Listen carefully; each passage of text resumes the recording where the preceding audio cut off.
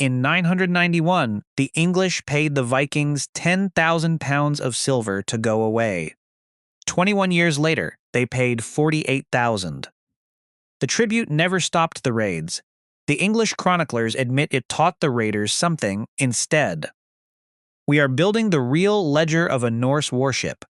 What it cost to build, what it owed before it ever sailed, and why the most profitable business model of the Viking Age destroyed itself at the exact moment it finally won. You are standing on the shore of a fjord, staring at the prow of your newly finished longship. The timber is still pale where the adze cut it. The iron rivets are still bright, and every part of it was paid for by people who are standing behind you on that beach, watching. You have gambled the pooled labor of an entire district on this single vessel. Not your labor, theirs. The oak, the iron, the wool, the grain that fed the shipwrights through a winter of work. All of it was surplus that would otherwise have gone into their homesteads, their livestock, their own bad years. They handed it over because you convinced them the horizon holds a fortune large enough to lift every household that backed you. That is the vision.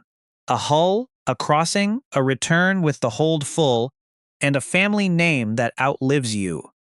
It is the version carved into the sagas and the version that has survived 1,000 years. But before that ship has moved a single length from shore, it is already the most expensive object your community has ever produced, and every hour of work inside it is a claim someone intends to collect. This wasn't a hero's quest. It was a leveraged startup. You are not a warrior who happens to own a boat. You are an operator carrying other people's capital in a venture with no contract, no maturity date, and no mechanism for failure that does not land directly on the people who financed you. The ship is not a weapon. It is a credential, physical, visible, expensive proof that you can assemble men, hold them together across open water, and arrive somewhere in enough force to be taken seriously by a state treasury rather than chased off by a bailiff. That distinction is the whole business. A man with an axe can rob a farmstead. A man with a fleet can negotiate. And the moment you accept that framing, an uncomfortable question opens underneath it, one that the sagas never ask, because sagas are written about the men who came back. Every element of this operation runs on borrowed surplus, staked against a return that no one can promise and no one can ensure. Somewhere in the arithmetic, there has to be an answer to whether this was a business at all, or simply the most expensive gamble a farming community could make with its own future. We are going to build that ledger line by line. What the hull actually cost. What was owed before the sail went up. What reached one man's hands after everyone above him took a cut. And then the question almost nobody asks about the Viking Age. Not why it began, but why, within a single lifetime of the largest tribute payments in English history, a longship stopped being the most valuable asset a family could own and became something nobody wanted. Strip away the imagery and look at the position you have taken. You are an owner-operator inside a long, complex supply chain, and the ship is a fixed asset with real carrying costs. It must be maintained, beached, recalked, re-rigged. It requires a crew who must be fed whether or not there is work. And it operates across a market that stretches from the river systems of the Volga to the trading cities of the Islamic world. A distance that makes the raid on a coastal monastery look like what it was, the low end of the business, because the inventory moving through that network was not primarily looted gold or stolen altar plate. It was commodities, furs moving south, honey and wax, amber, iron, and enslaved people. Take a hard look at that last item, because it does not belong in a footnote. For much of the Eastern trade, human beings were not a peripheral cargo. They were the core revenue driver.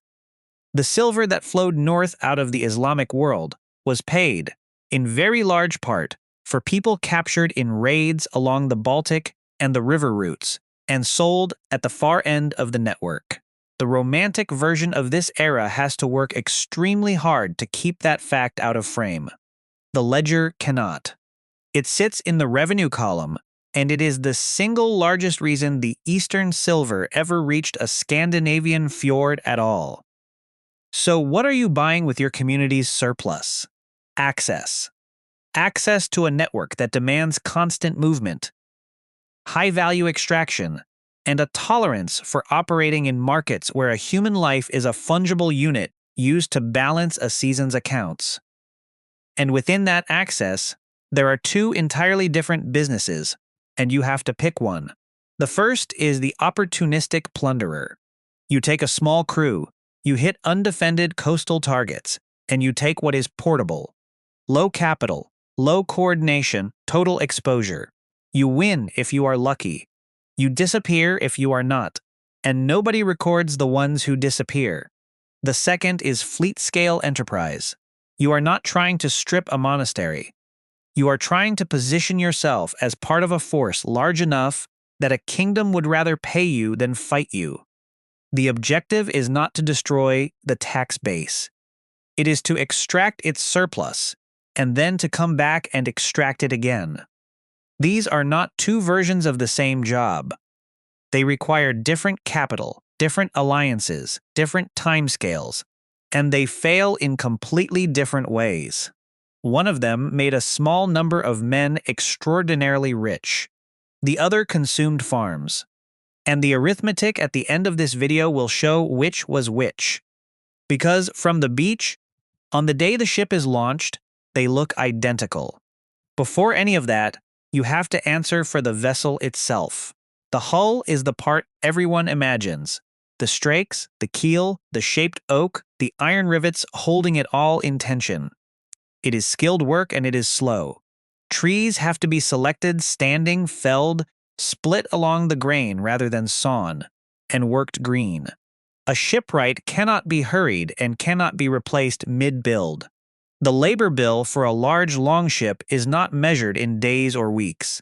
It is measured in the working lives of skilled men across a full season, supported by everyone who fed them while they did it. But the hull is only the frame. The sail is where the arithmetic starts to hurt. A square sail for a vessel of this size is a large expanse of heavy, tightly woven wool, and it does not come from a workshop. It comes from a flock, and then from a loom, and then from months of labor by the women of the supporting farms. The fleeces have to be grown, which means the sheep have to be kept, which means pasture and fodder committed years in advance. The wool has to be sorted, cleaned, combed, spun, then woven at a width and density that will hold wind without tearing, then treated so it sheds water rather than absorbing half the North Sea. Every stage of that is production happening inside the households that backed you, and almost none of it appears in the heroic version of this story. The sagas will name the man who commanded the ship. They will not name the women whose winters went into the thing that moved it. But in a ledger, that sail is one of the single largest line items in the build.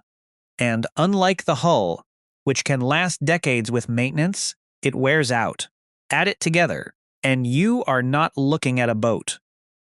You are looking at an object that represents a substantial share of the total productive output of a whole community, concentrated into one hull, and then floated onto open water, on the premise that the horizon will return more than the thing cost to make.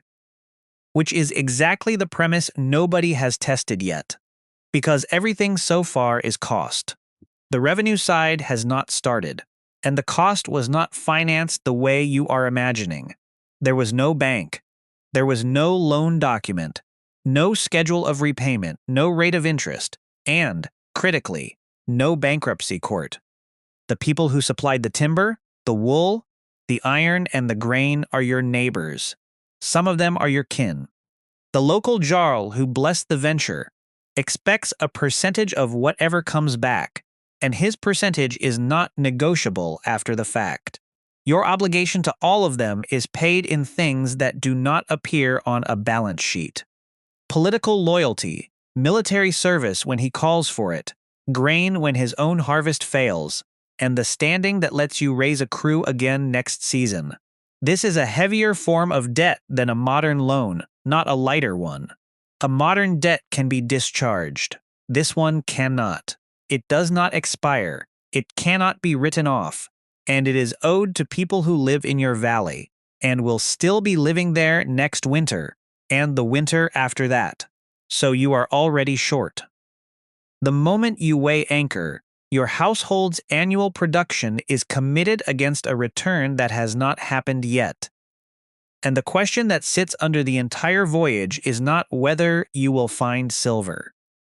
It is what happens on the day you row back into that fjord carrying less than you owe, or carrying nothing, or not carrying the ship at all.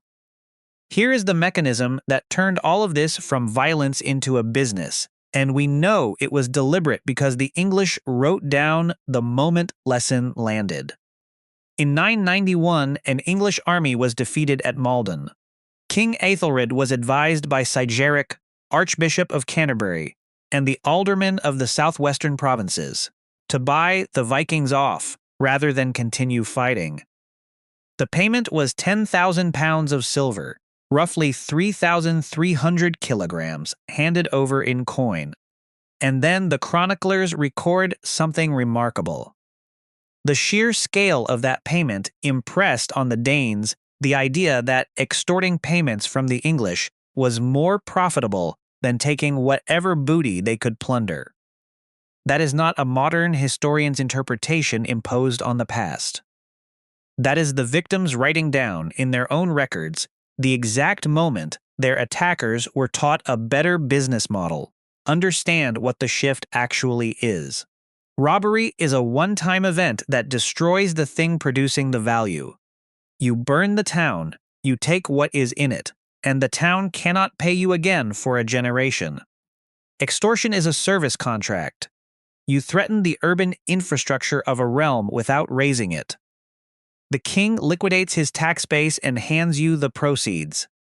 He becomes your collection agent, and you deliberately leave the farms, the markets, and the mints intact, because they have to keep producing so that they can pay you again. You have stopped being a raider.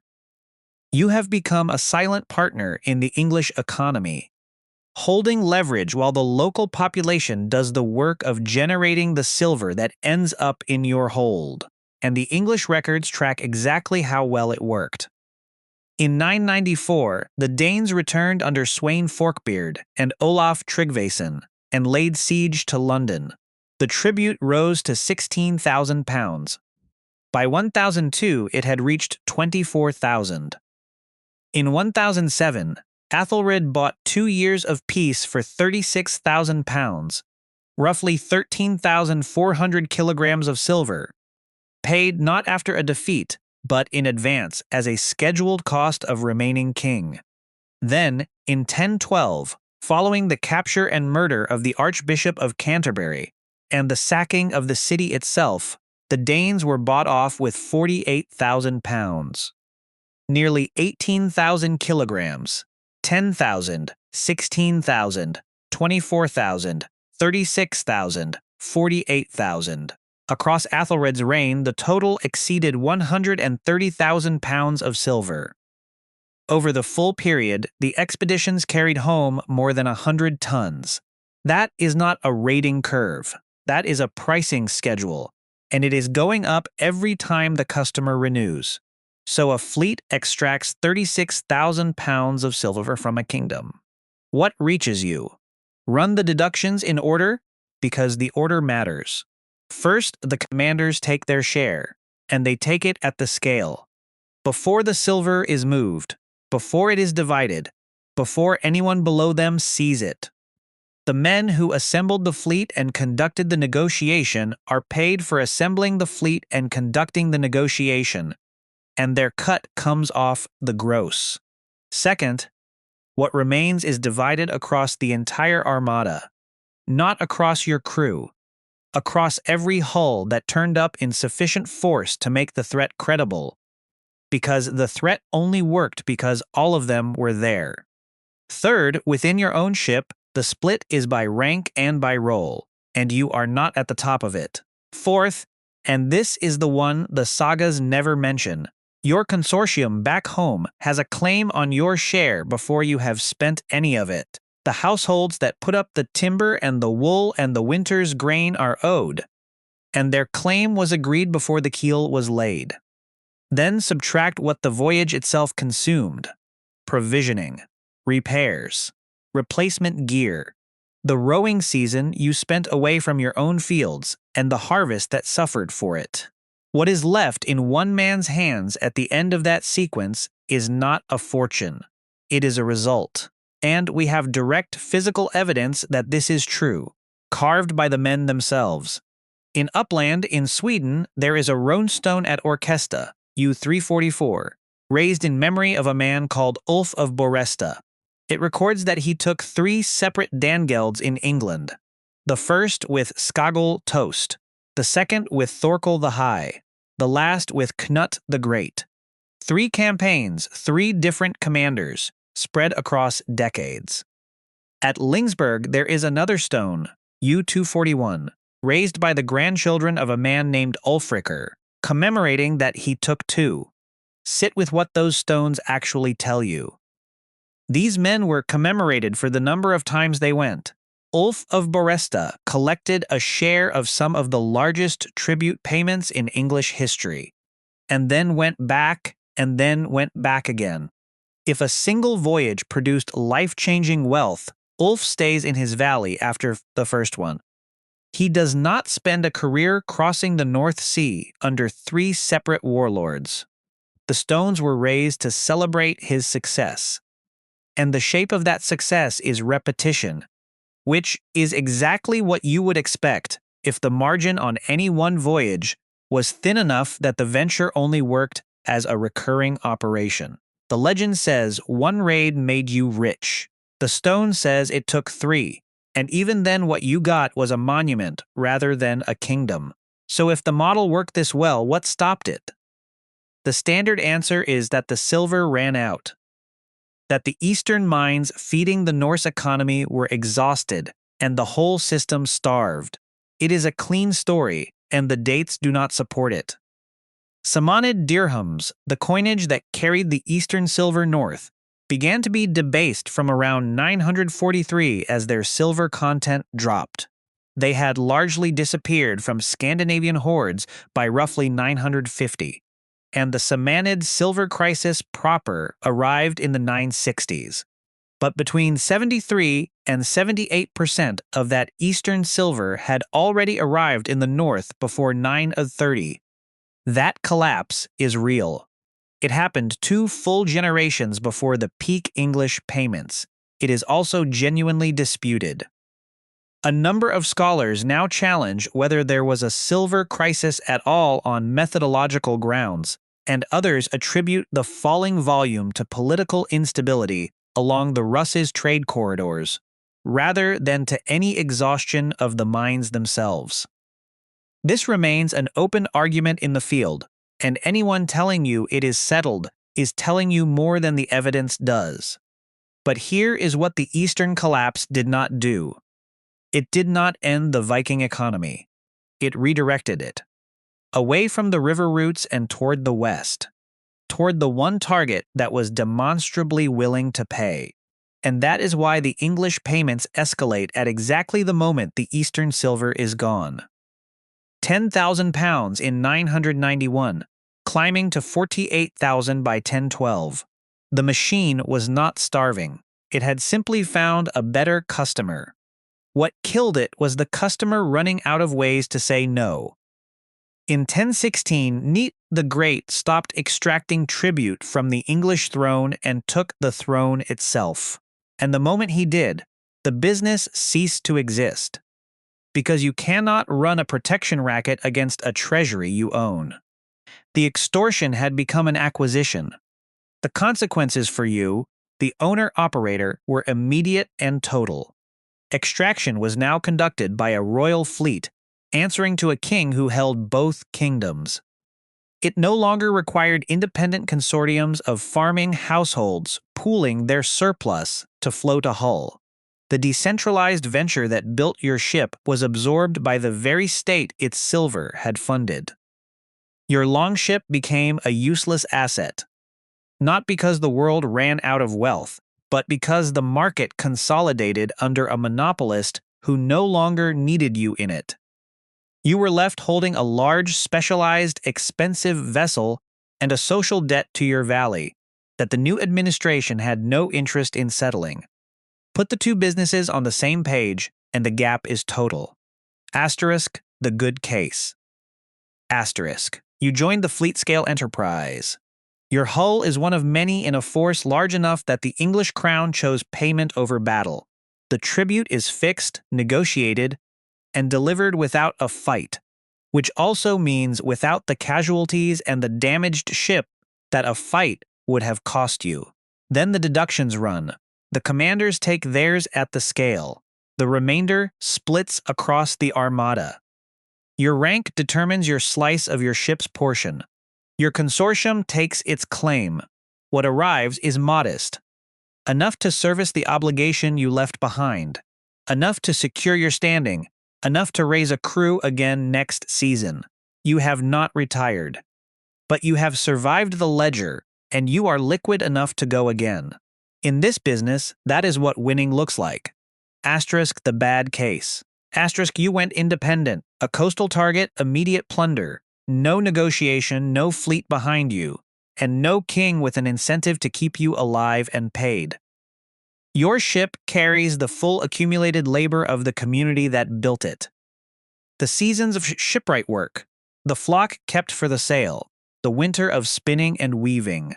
All of it concentrated in one hull on open water. A regional defense force intercepts you, or a North Sea storm takes the ship. And this is where the structure of the debt becomes lethal, because that is not a cargo loss. It is a total write-off of the community's entire staked surplus. You return to the fjord. If you return, with nothing. And the households that funded you still expect their return. There is no court to discharge it. There is no legal void for the obligation to fall into. The grain you promised is still owed. The service you pledged is still owed. Your standing in the valley, which is the only mechanism you have for raising another crew, is gone. One model is a repeatable revenue stream that consolidates capital and power upward. The other is a single catastrophic liability that can hollow out a household for a generation, and that gap is the answer to which business actually paid. Raiding made a small number of consolidators enormously wealthy. Everyone else it left approximately where they started, solvent if they were lucky, and obliged to go back out the following season simply to stay that way. The Viking raid was a business that ran on the difference between what a fleet could destroy and what a king could afford to pay to prevent it. It worked so well that it consumed itself.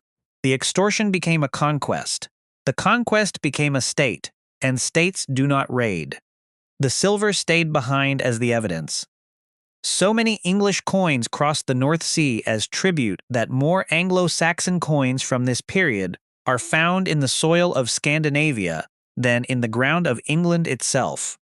And that inflow pushed the Norse economy off weighed bullion and onto coinage. The sword earned the silver. The ledger decided who kept it. This video is for education and entertainment. It is not financial, legal, or investment advice.